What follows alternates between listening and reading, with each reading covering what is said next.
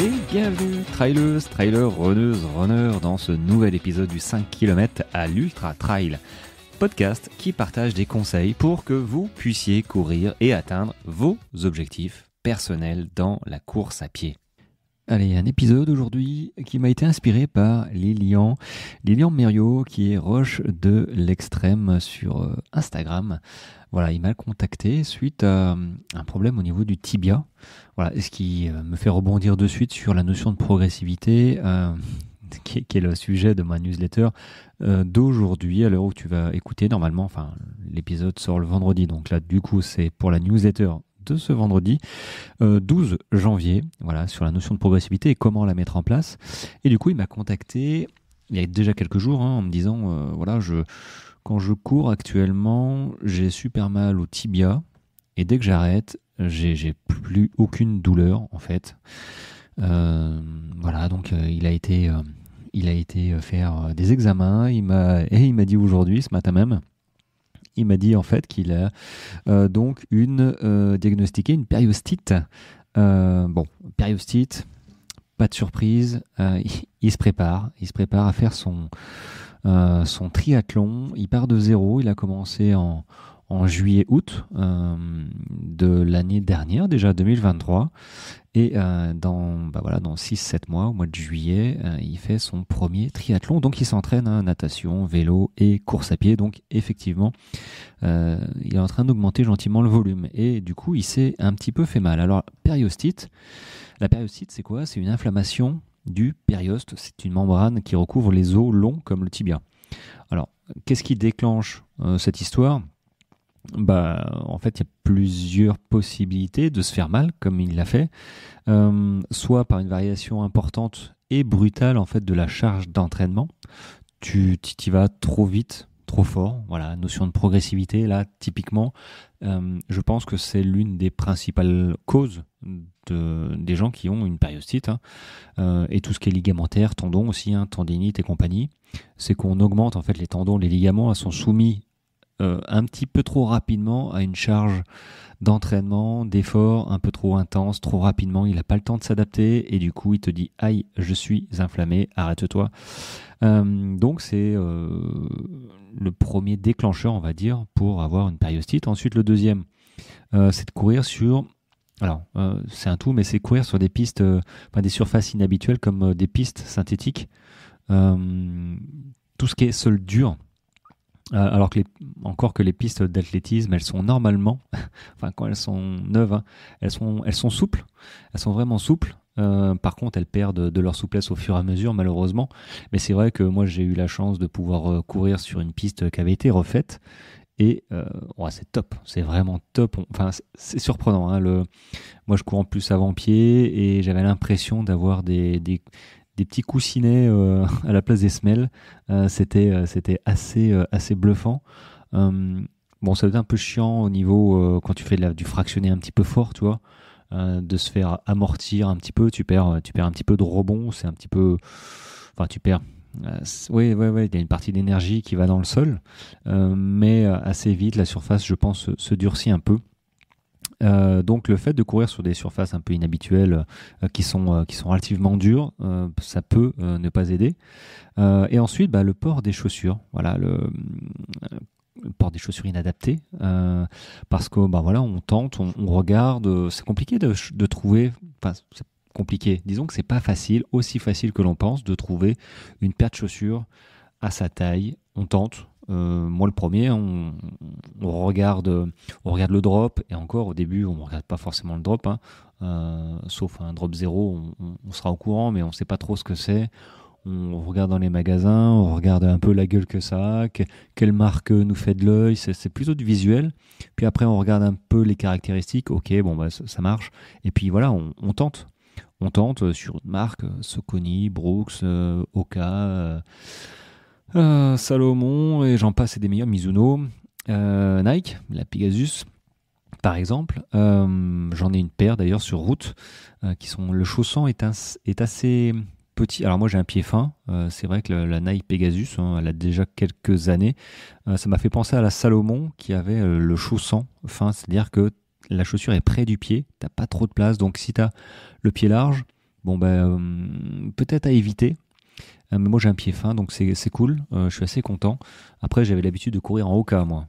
Oka, les Clifton. Les Clifton 3, 4, 5. Et puis je me suis arrêté à 5, je crois.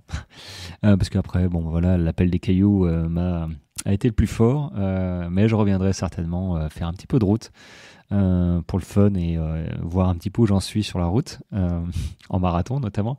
Mais du coup, on tente. On essaye, hein, et puis voilà, Lilian s'est acheté une paire de chaussures. Il a pas eu mal au début, puis là, crack, périostite, ça veut dire que soit il s'est entraîné trop fort, soit c'est un mélange, et notamment les chaussures, ça fait partie des problèmes. Hein. Si le drop est trop élevé, ça tire. S'il est pas assez élevé, que t'as pas fait attention, t'as un drop de 2, voire de 0. Minimaliste, non, minimaliste, non, drop 0. Pour le coup, là, ça tire vraiment sur la propulsion. Et en fait, ça va aussi avec la foulée.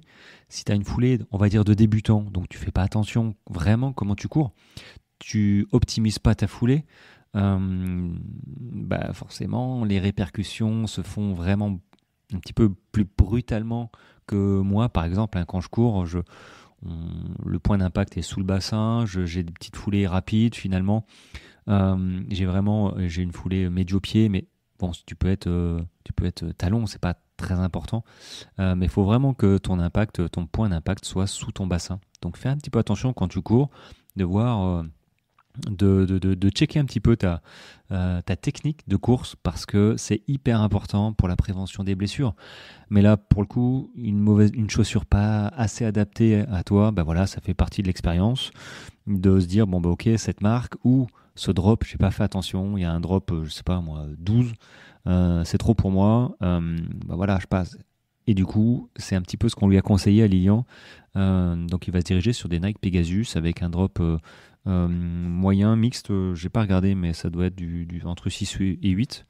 Voilà, il faut trouver chaussure à son pied. Alors, donc tu as une douleur, hein, qui apparaît au niveau du tibia généralement, plus ou moins forte. Lui, ça lui a quasiment. En fait, il marchait, hein, parce qu'il pouvait plus courir, mais dès qu'il marchait, il avait plus mal. Donc, à savoir, je pensais pas que c'était aussi brutal que ça. Donc voilà, si toi ça t'arrive, c'est que forcément, si tu cours et que t'as mal dans une zone de manière régulière, hein, il a fait 2-3 sorties où à un moment il a été obligé de s'arrêter, c'est qu'il y a quelque chose. Même en marchant, même si tu ne sens plus rien, c'est qu'il y a forcément quelque chose. Voilà. Donc du coup, périostite, qu'est-ce qu'il faut éviter de faire? S'arrêter de courir. Alors, toutes ces recommandations que je te dis, c'est parce que j'ai un ami qui est kiné, qui m'en a parlé, et mon ostéo aussi court. Alors lui, il court en Five Fingers, il a fait le marathon, donc drop 0, Five Fingers. Bon, il a tenté il y a quelques années, donc quasiment pas, il n'y a pas d'amorti, hein, la semelle c'est en Vibram, et bon, il a fait 3 heures quand même, hein, il avait un sacré niveau, mais à partir de 2h30 de course, il avait les pieds qui fumaient, là, les semelles. Bon, il m'a dit, j'ai un peu pleuré, donc je me suis mis à sa place, parce que moi aussi j'ai des chaussures Five Fingers, mais en version trail, et c'est vrai que ça tape un peu. Les cailloux, on les sent. Ça traverse pas la semelle parce que c'est du Vibram, mais ça pique un peu quand même. Mais là, c'était sur la route. Donc, je ne m'amuserais pas tout de suite, moi, à faire un marathon en Five Fingers. Mais il y en a qui le font, hein, comme en semelle, avec des semelles, hein, je veux dire. Enfin, des semelles, des sandales, pardon. Donc, il y a de tout, hein, mais c'est pareil, progressivité, et faut accorder, faut laisser le temps au corps de lui accorder suffisamment de progressivité pour qu'il s'adapte aux efforts. Si moi je fais le marathon ou même je fais un trail, court de 2-3 heures avec mes semelles Five Fingers, mes chaussures Five Fingers, je pense que je vais un peu couiner, quoi. Les tendons, le bas des mollets, c'est un coup vraiment à me blesser, parce que mes tendons sont pas forcément suffisamment renforcés pour subir autant d'efforts. Mais pour le coup, là, avec une périostite, il faut éviter de s'arrêter de courir, parce qu'il faut laisser le temps aux tendons de s'adapter, et du repos va lui faire du bien, mais en fait, ça va pas lui permettre de s'adapter. Il va simplement se reposer. Donc, il faut, dans les mesures préconisées, en fait, il faut réduire le volume d'entraînement de 30%. Voilà. Et si possible, trouver des surfaces, comme je t'ai dit, pas dures, mais des surfaces souples, telle la pelouse, le sous-bois, des chemins, voilà, éviter vraiment le béton. Et ce qui est pas mal aussi, et ce qui m'a demandé d'ailleurs des renseignements là-dessus, c'est porter des manchons de compression pour limiter les vibrations notamment. Alors moi, les manchons de compression au niveau des mollets, je suis plus... alors moi j'ai une marque, hein, c'est Flytech. Si tu souhaites des infos là-dessus, bah, j'en ai. Je préfère des chaussettes de compression en fait parce que du coup ça serre pas le bas des mollets, hein, au niveau de la cheville avec des manchons de compression. Donc je préfère les chaussettes de compression. Voilà, pour limiter les vibrations et tenir un petit peu les muscles. Donc ça c'est pas mal. Après si ça t'arrive vraiment au tout début, toi, tu fais ta course, tac, t'as mal, bah, il faut appliquer du froid. Voilà, seulement si la douleur est vraiment intense, et faire un massage appuyé avec de l'huile d'arnica, type Weleda ou Veleda, je sais pas trop comment on dit. Et évidemment, faut arrêter. Tu fais stand-by, tu arrêtes un petit peu ta course pendant quelques jours, 2-3 jours, si tu as une douleur, on va dire, supérieure à, sur une échelle de 1 à 10, supérieure à 3-4 sur 10. Donc tu vois, c'est pas encore foufou, mais ça commence à tirer. Bah là, tu te reposes 2-3 jours, tu masses, tu peux appliquer du froid. Ah non, froid, c'est vraiment si tu as vraiment très mal. Donc tu masses et tu reprends la course, mais tu lèves le pied, quoi. Tu reprends tranquillement pour laisser le temps au tendon de s'adapter. Et en même temps, il faudrait que tu checkes un peu les chaussures. Voilà. Est-ce qu'il y a un souci? Peut-être reprendre tes anciennes chaussures, celles où tu avais l'habitude de courir, les reprendre et repartir sur 30% d'entraînement, de volume d'entraînement avec les anciennes chaussures et changer et s'adapter, puis courir, reprendre 1 semaine, 2 semaines, 3 semaines, et puis checker un peu les nouvelles chaussures, voir si par rapport aux anciennes, est-ce que le drop était vraiment différent, est-ce que c'était quel type de chaussures c'était, supinateur, pronateur, universel, est-ce que tu avais des semelles dedans ou pas, tu vois, il y a quand même quelques caractéristiques à faire attention, et on peut vite se blesser. En fait, hein. C'est pas parce qu'on fait mal les choses, c'est que parfois on n'y pense pas, parce qu'il y a tellement de facteurs à prendre en compte que ce type de blessure, c'est soit des mauvaises chaussures qui sont pas adaptées, soit l'entraînement qui a été un petit peu trop puissant, trop d'un coup, pas assez progressif. Voilà, c'était un petit peu la question et ma réponse de Lilian ce matin. Donc c'est Roche de l'extrême, hein, si vous voulez le suivre sur Instagram, je lui fais un petit peu de pub, il sera content. Son challenge, c'est de faire donc un Ironman en 1 an. Donc il a commencé de zéro, comme je t'ai dit, au mois de juillet-août là. Et puis voilà, il a 1 an pour pour se mettre au vélo, natation et course à pied. Ça va un peu le piquer.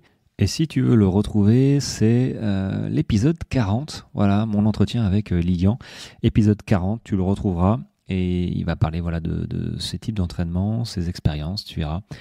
C'est assez rigolo, mais c'est bien. C'est un super objectif, donc je suis assez content. Je pense qu'on se reparlera après son Ironman, très clairement en juillet-août, là, pour voir un petit peu comment, ça s'est passé, et 2, qu'est-ce que peut-être il aurait dû changer dans sa préparation, je ne sais pas. Je le suis un petit peu de loin comme ça sur Strava et Instagram, où il poste ses entraînements. Donc voilà, mais bon, il n'est pas le seul à avoir des périostites, des problèmes de ligaments, et j'espère que ça va se résoudre assez facilement et assez rapidement. Voilà les amis, en tout cas, je rebondis sur si vous écoutez ou pas le vendredi, cet épisode le vendredi 12, hein, peut-être que vous écoutez après ce vendredi 12, sachez que tous les vendredis, j'envoie un mail conseil dans ma newsletter. Donc si tu veux recevoir un conseil tous les vendredis, inscris-toi en bio, inscris-toi sur la newsletter avec le lien qui est disponible dans l'épisode du podcast. Et aussi sur les bios d'Instagram.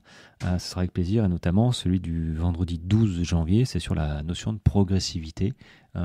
Comment être vraiment progressif dans sa manière, dans ses entraînements, quand on débute de zéro, ou même quand on passe de 30, 40, 50 ou 100 km de course. Finalement, la progressivité, personne n'y échappe, qu'on soit amateur ou élite. Il y a un moment où si on ne respecte pas les fondamentaux, ça coince. Hein, même si on s'appelle Superman ou Kylian Jornet, même lui, il doit respecter... il fait des trucs de fou, hein, il a un niveau extraterrestre, mais il ne peut pas toujours s'entraîner et il se blesse aussi, hein, on ne sait pas tout. Donc voilà, chacun c'est son niveau, mais c'est vrai qu'il y a quand même des fondamentaux à respecter, que parfois on a du mal à tenir, hein.